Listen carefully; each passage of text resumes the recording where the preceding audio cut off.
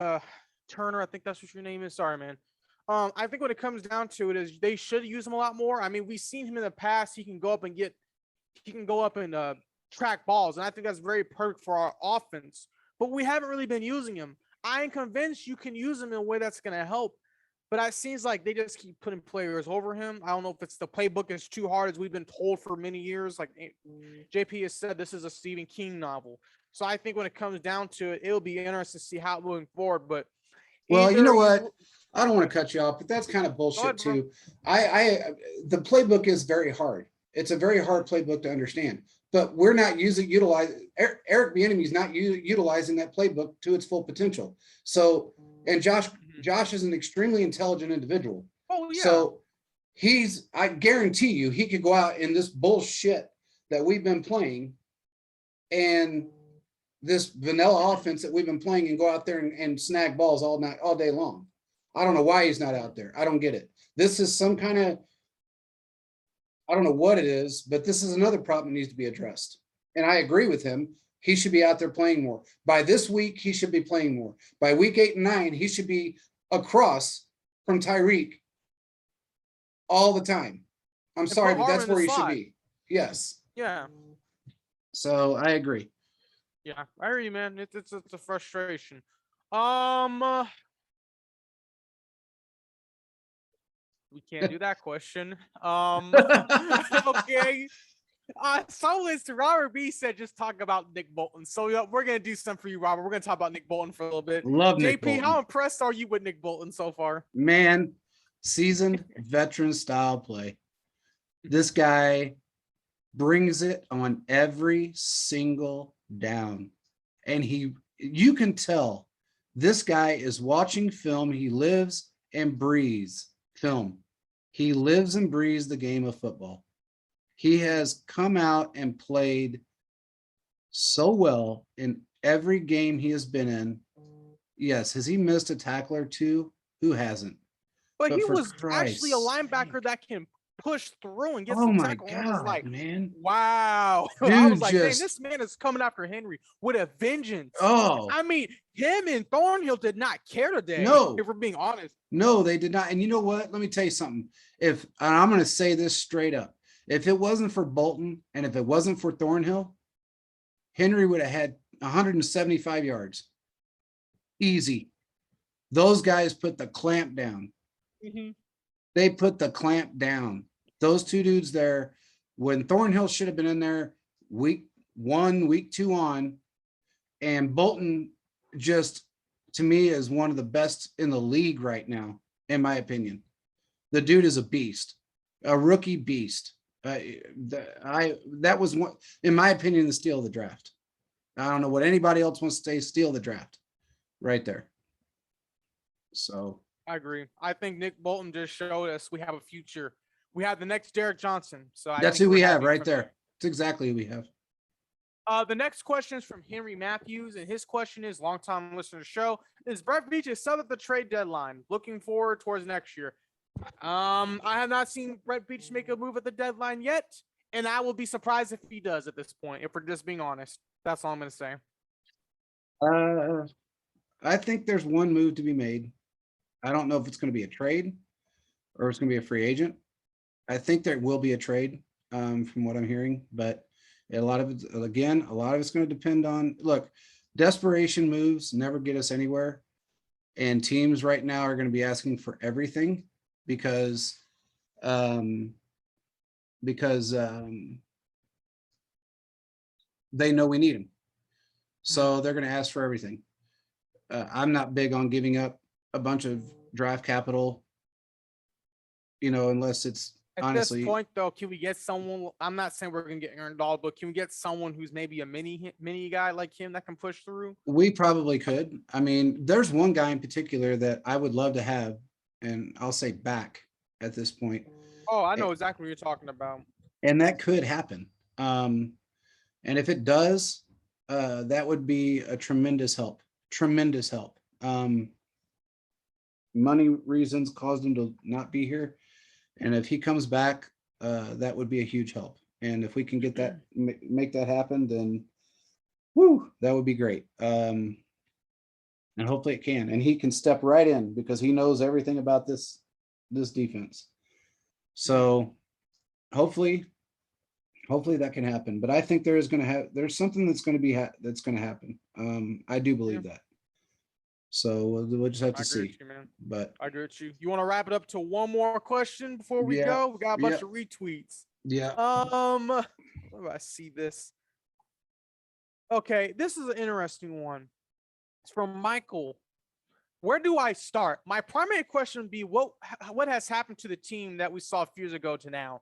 Have they been figured out, or is this something internally that we don't know about? Weird. I don't expect a Super Bowl appearance every year, but be competitive. I think Michael brings up a very good question. That's something we alluded to on the show every single week, basically at this point. But yeah, we don't want them. We want them to go to Super Bowl, but what we've seen is they're not being competitive. They're losing the teams who either are equally good to them or just as good.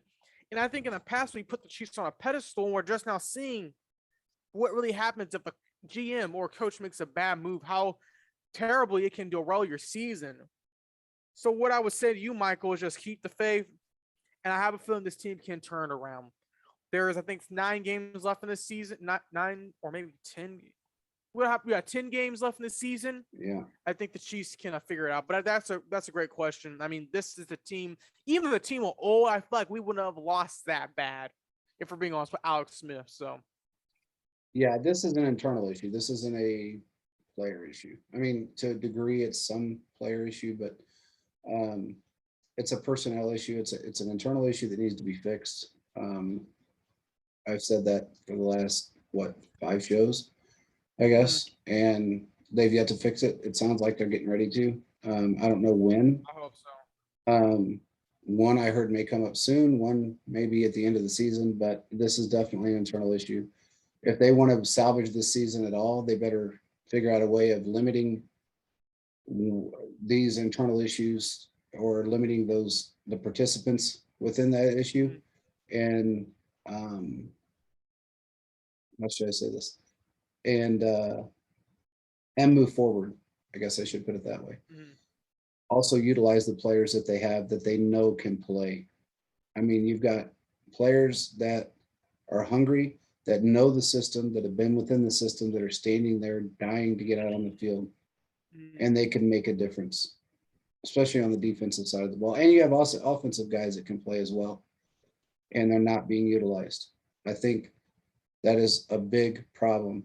You know, when we had Sammy out on offense, when he was out there, he was a great distraction. He even said it himself. He was a distraction for Tyreek and for Kelsey.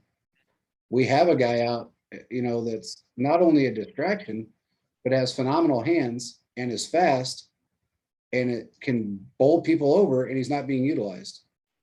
And in this crappy ass vanilla offense that we've been running for the last 6 weeks, we should be able to utilize this guy now, especially. This is his third week with us and Josh. So I was told he was going to be more involved in this game. You would think he would be. I don't know what happened. I don't know what went backwards, because usually when they say something like that and they tell me that, it usually comes true. And in fact, they told me how many times. In fact, I told you, and it came exactly right the first 2 times. And then this time it was just when asked backwards for some reason. I don't know if this is well, in fact, I know where it's coming from. I just don't know why they're doing it. And I don't know if this is a ego thing or if it is I don't know what it is. To me, it feels like an ego thing. That to me, an ego thing and a depth chart thing. That's what it feels like to me. Yep. And that's got to stop. If it doesn't stop, we're never going to get anywhere. And if these coaches think that they're above everybody else, they're fucking wrong, because they're not. Andy says one thing every single time he brings someone in, every time he has an OTA or whatever the case is, check your ego at the door. He needs to tell these freaking coaches to do the same shit. Check your freaking ego at the door, because it's not getting us anywhere. Andy doesn't have an ego. He just doesn't. Andy's one of the most humble guys on the planet. That's why players love him. Yeah, he's been through it. And, you know, you'll hear some people say he has an ego. That's bullshit. He doesn't. People can say what they want. He doesn't have an ego. I've never heard, other than somebody a couple people that have never met the man once, say he had an ego. Mhm. But everybody that I know that's met him said he has no ego. I have not yet been able to meet him, but I hope to one day. I know the vice president of the Eagles, and to this day, he says Andy was the guy was just the most kind-heartedest person and the most humble person he'd ever met. So it just is what it is. Yeah, You know? it is. It is. But Whew, this is that was an interesting show. I will say that. yeah, I mean, weirdly enough, I stayed calm. I don't know what happened. I mean, I was the one that was kind of letting it go. I know, and respectfully. I'm kind of glad you did, because I was at a point of, it was so sad because they actually switched the game there was like 6 minutes left, 5 minutes left, and they actually switched to another game here. Oh wow, I didn't even know that. Yeah, they switched to another game. Because I live up north and they were still playing the game, and we were in tornado warning, so I was just looking out the window watching the game, trying to figure out, okay, what's gonna happen. And I was like, well, it is what it is. So yeah, they just completely shut it off. They figured, oh, this shit's over with, so they just shut it off and went to another game. And that's when I think it was I don't know who it was, Atlanta, somebody, I don't know, but then I saw the ticker at the bottom showing the Ravens getting the shit kicked out of them, and that made me feel good. It was nice to see. I haven't seen any other scores. I haven't really cared to see any other scores. To be honest, I do care, but I haven't really looked. I don't know who even played early games today. So on the AFC side. So anyway, I would just say keep your eyes open and watch out, because the deadline's coming up, and I think things are going to change pretty quick. I think we're going to see some things coming, so yeah. With that being said, you got anything else, bro? Nah, man, I'm just saying, hey guys, I understand these losses hurt, but one thing I always have told myself is, look, at the end of the day, if the Chiefs win, great. If they lose, I still got to go to work tomorrow. So Yep. AP knows this. So just don't try to let the loss dictate your mood, because sports is very wishy-washy. Think one Yes, day it is. it can be you on cloud 9, and the next day you at the bottom of the dump. So just put your faith into something else into the day, and just it'll be all right regardless of what happens. That's the truth. I mean, it is what it is. You just got to change. You just got to know that this is we still have the best quarterback in football. I know he doesn't look like it right now, but we do. And we still have arguably the best head coach in football, and things will get turned around. It's just going to take a little bit of changes, That's just it. With that being said, that's all we got.